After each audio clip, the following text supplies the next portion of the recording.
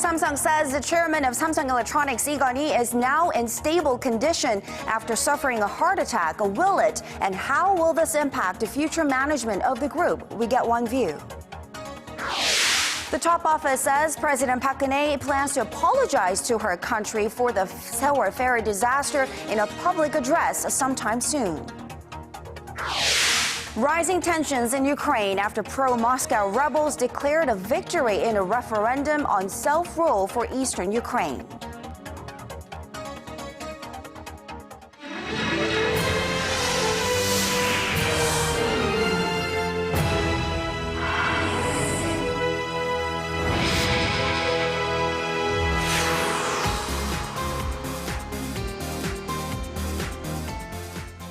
Thanks for tuning in. I'm Sean Lim. Hope your week is off to a nice start. I am Kang Tae-ri.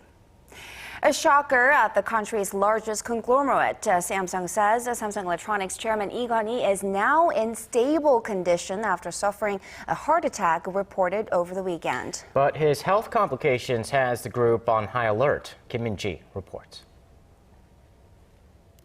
The failing health of Lee Kun-hee, the chairman of Samsung Electronics, has yet again emerged as a massive concern to the management of the sprawling Samsung Group. He underwent an emergency medical procedure at the Samsung Medical Center on Sunday after suffering cardiac arrest. Hospital officials say the 72-year-old is stable and showing signs of improvement. The chairman showed symptoms of heart failure and underwent an emergency procedure which involved a stent placement. He's now in a stable condition and recovering. Samsung's top executives, including officials from the group's corporate strategy office, visited the hospital and held meetings to discuss the next steps. Experts speculate Samsung will not take any immediate action, but they'll keep a close eye on the situation for the time being. In 2008, when he gave up his position as Samsung Group chairman after a special inquiry which found him guilty of tax evasion and breach of duty, the group implemented several management reforms but did not enter an emergency business management mode. He returned to the front lines of management in March 2010. The chairman has a history of respiratory problems dating back to the late 1990s when he had surgery for lung cancer. He was also hospitalized last summer with symptoms of light pneumonia. With Lee's health problems taking a turn for the worst, Samsung is also expected to accelerate its corporate succession to Lee's 3 children. Lee's only son, Samsung Electronics Vice Chairman Lee Jae-yong, will likely succeed him eventually. Kim Min-ji, Arirang News.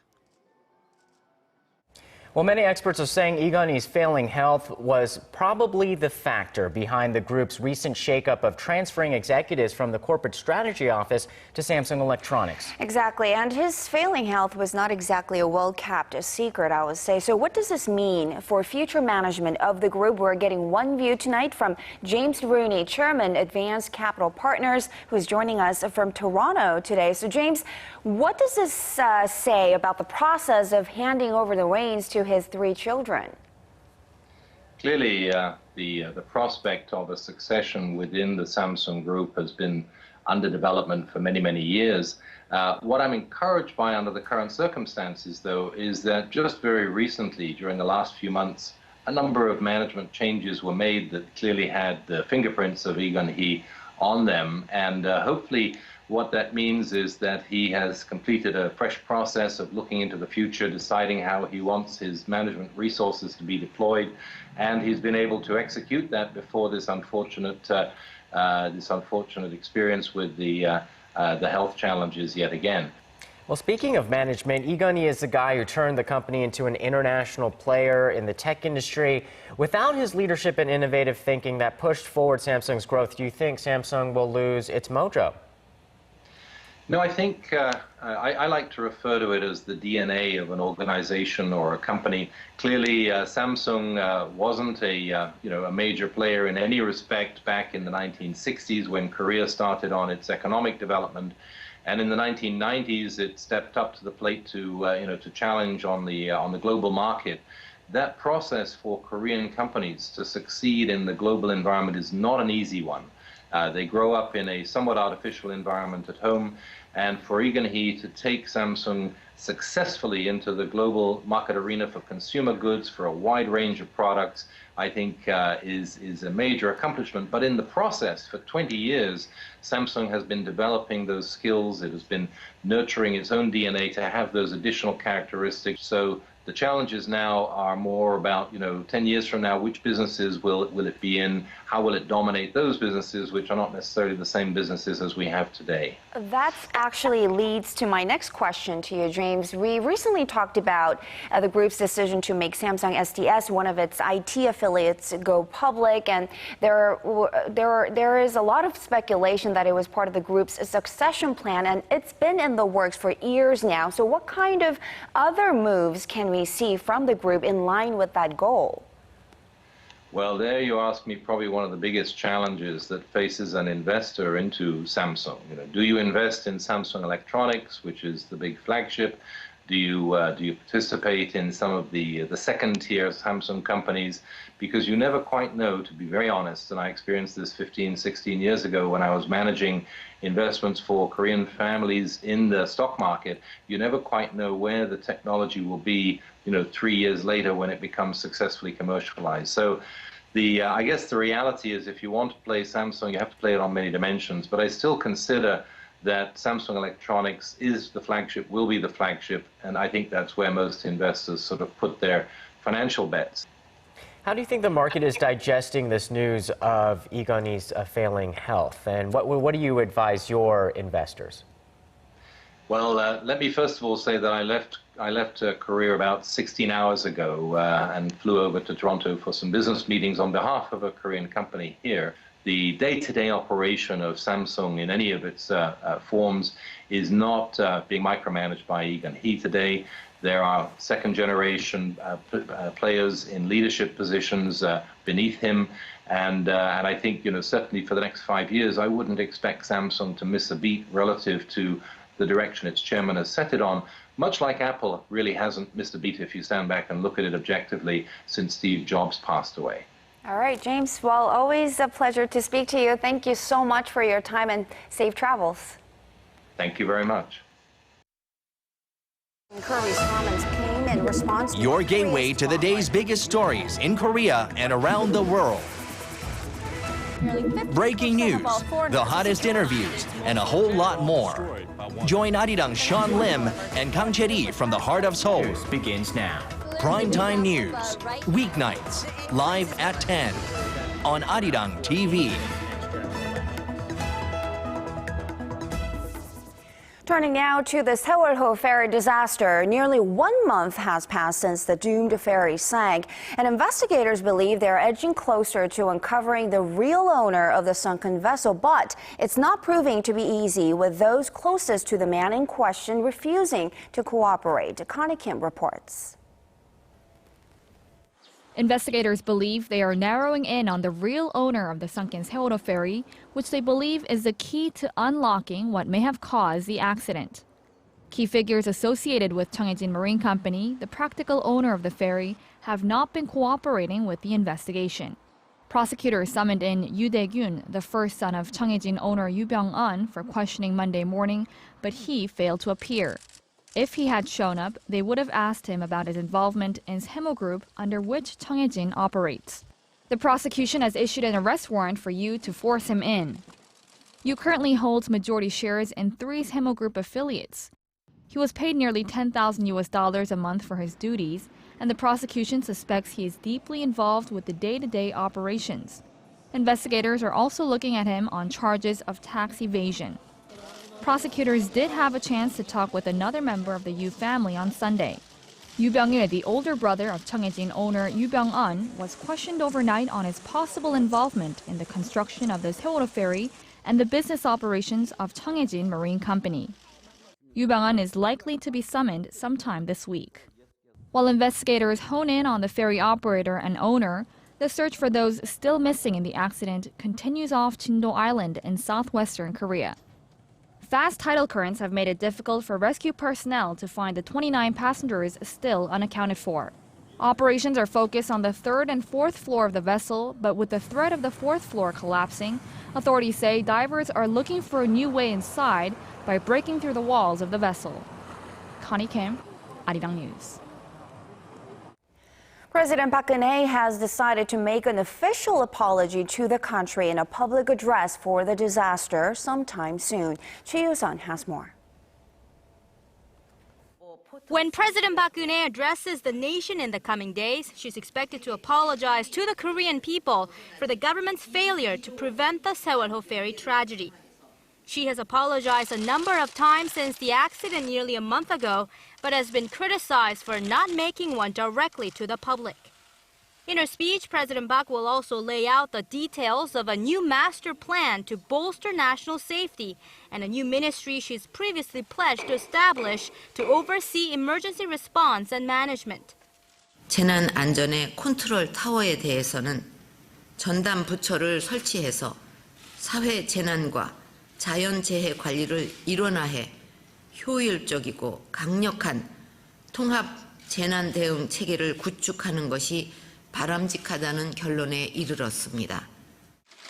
At a surprise meeting with her senior secretaries on Sunday, the president also discussed ways to bring about sweeping reforms to public service and root out irregularities that are blamed for having caused a deadly ferry accident. It's a sentiment President Park first iterated 2 weeks after the Sewol-ho ferry sank.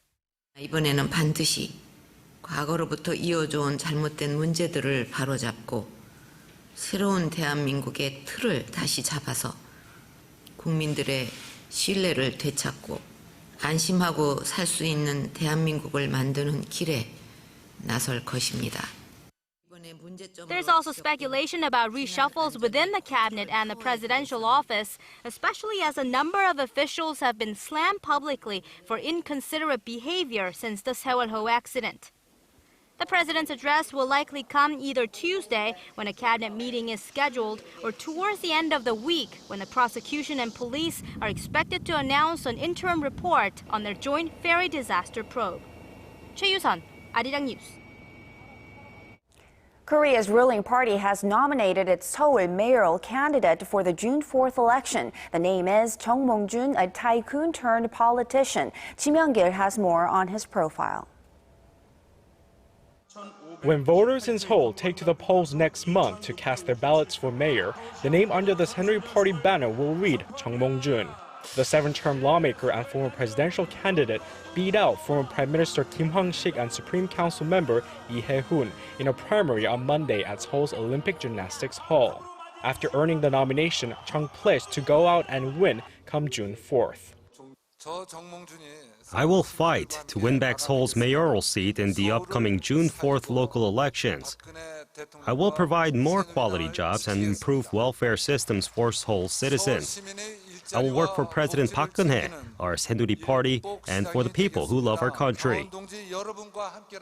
The business tycoon, the largest shareholder in Hyundai Heavy Industries, said he had a vision to make Seoul the economic, cultural, and tourism center of East Asia. He also said he wanted to make the capital a more attractive place to live, pointing out that the capital's population has fallen below the 10 million mark this year. Chung was selected through a process that gives the votes of party delegates, party members, and ordinary citizens 80% weight. Opinion polls accounted for 20%. Chung will face off in the race against incumbent Park Won-soon of the main opposition New Politics Alliance for Democracy. With their contenders for Seoul mayor decided, Chung and Park are expected to hit the campaign trail next week as they look to secure a 4-year term running the nation's capital. Kim Myung-gil, Arirang News.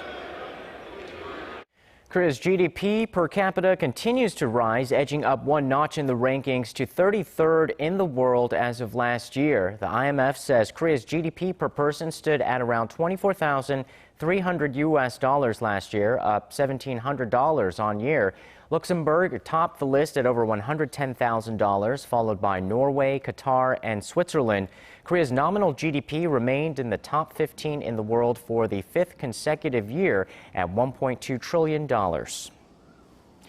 The The Korean won has been hovering around its highest level in nearly 6 years, and all signs suggest it will remain strong for the coming months. Hwang Ji-hye has more on where analysts expect the won-dollar exchange rate to end up. Expectations are growing of a stronger Korean won, which is already trading at the 1,020 level against the US dollar. Market watchers say that by the end of this year, the won is likely to breach the psychologically important 1,000 level. The Bank of Tokyo Mitsubishi UFJ predicts the Korean won to trade at 975 against the dollar, while the American banking company Wells Fargo expects it to trade at 990. Analysts attribute the strength of the won to the widely shared perception that the Korean currency is undervalued. The IMF has recently said it believed the won is undervalued by as much as 8% and that the country has an unusually large current account surplus, which accounted for some 6% of the nation's gross domestic product last year. The U.S. Treasury Department called on Korea last month to limit foreign exchange intervention to exceptional circumstances. While there are concerns that the won is gaining strength too quickly, some analysts point out a strong dollar later this year could reverse the trend. The recovery in the U.S. economy is back on track, and by September this year, when the Federal Reserve plans to end its stimulus programs, market expectations of a rate rise will mount, pushing up the value of the dollar. With slowing exports to China, Park adds that even if the local currency does in fact dip to below the 1,000 level against the greenback, it will remain there only temporarily. Hwang Ji-hye, Arirang News.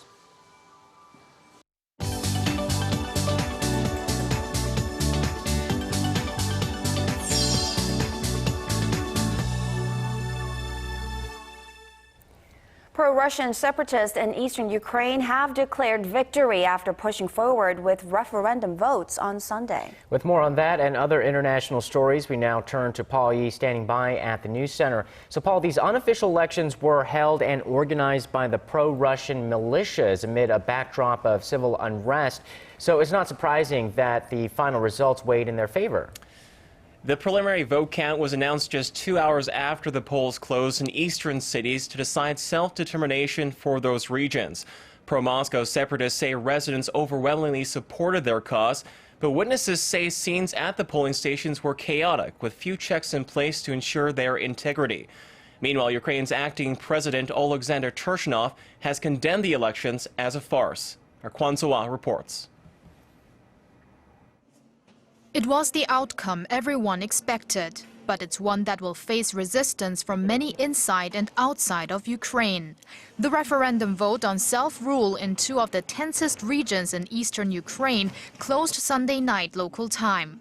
Separatists claim that preliminary results show nearly 90% are in favor of self-governance in the region of Donetsk. Voter turnout there was around 75%. Early counts in Luhansk show about 80% in favor of self-rule.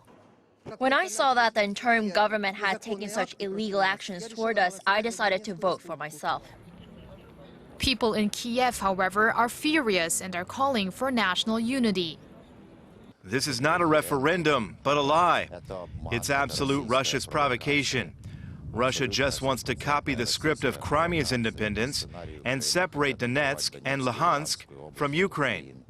At least one person was shot dead west of Donetsk city as armed men supporting the Kiev government tried to stop the vote. The final results will be announced on Monday.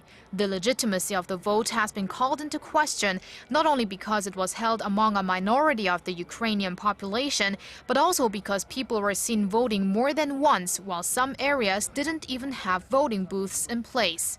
The US and the European Union say they won't accept the outcome, condemning the vote as illegal.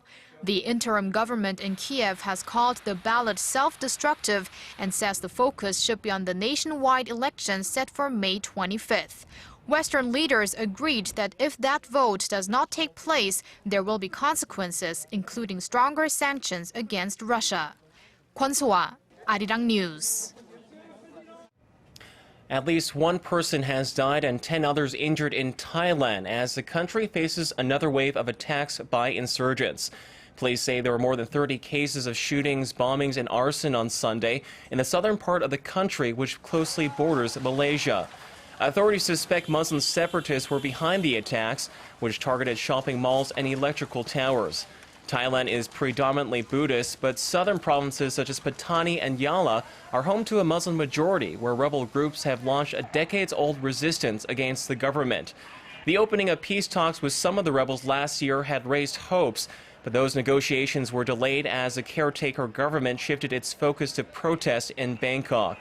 Over 5,700 people have died due to the rebel attacks since 2004. And turning to India, where final voting is taking place in the country's general elections. More than 66 million people were eligible to cast their ballots on the last day of this marathon election, which began on April 7th. All eyes are now on 3 electorally critical states, which include Uttar Pradesh, Bihar, and West Bengal. Protests erupted on Monday in the 3,000-year-old city of Varanasi, as many people claim that their names are missing from the official voter list in the highly contested constituency. Meanwhile, opinion polls show voters have turned against the ruling Congress in favor of Narendra Modi, the main opposition's chief candidate for prime minister. After all is said and done, about 815 million people are expected to have voted in the world's largest exercise of democracy, with the final results due to be announced on May 16th. That wraps up our look at international stories making headlines around the world. I'll see you back here tomorrow night.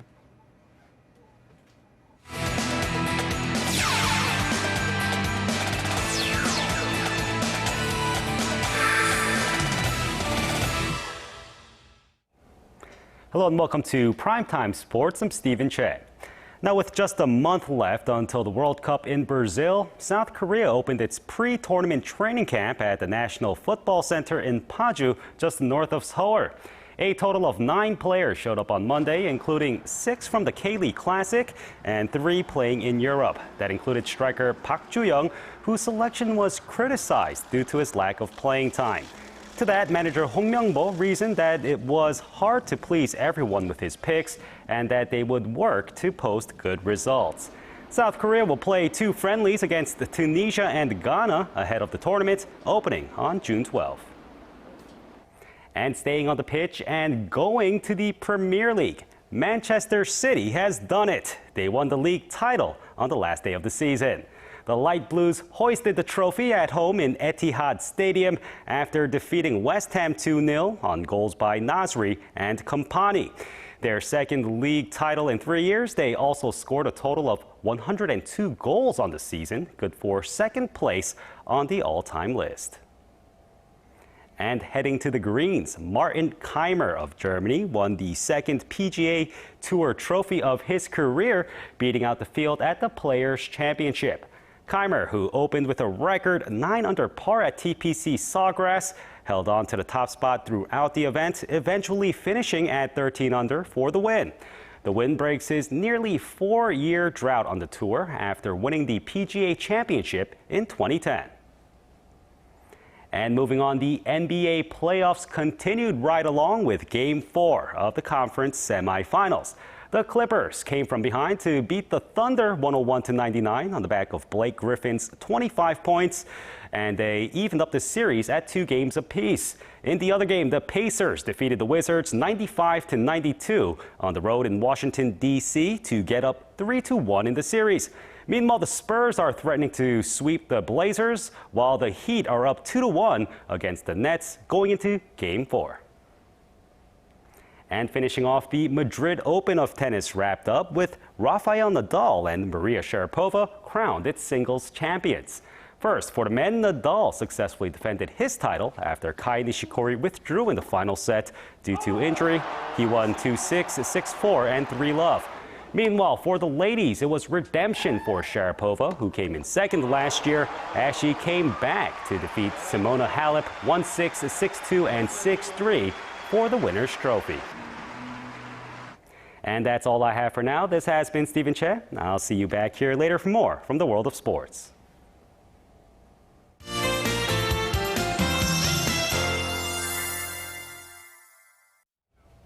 After last night's spring showers, we got off to a nice and sunny start for the week here in Seoul. That's right. And for more, we turn to our Kim Bo-kyung, who is standing by for us at the Weather Center. Bo-kyung. Good evening, guys. It looks like we're in for bright and sunny conditions. Tomorrow's daytime high in Seoul is forecast to jump about 6 degrees compared to today, while Daegu is expected to peak at a hot 31 degrees. Now, this week is shaping up to be perfect for outdoor activities as clear and sunny skies are forecast. But please keep in mind the big temperature gap between the day and night. Moving on to our current conditions, we are under the influence of a high-pressure system that is moving from the west to east from Shanghai. This is why we're seeing clear skies across the map. Now, otherwise, look out for strong wind warnings issued for Gangwon-do province. Looking ahead at Tuesday's readings, Seoul hits 27 degrees while Gwangju and Busan reach 28 and 25. Moving on to other places, Jeju starts off the day at 15 degrees with a high of 24, while Dokdo and Mount Kumgang top out at 19 and 16. That's all for now, and I'll be back with more after midnight. And that brings Primetime News to a close this evening. Thank you for watching, and we'll see you tomorrow.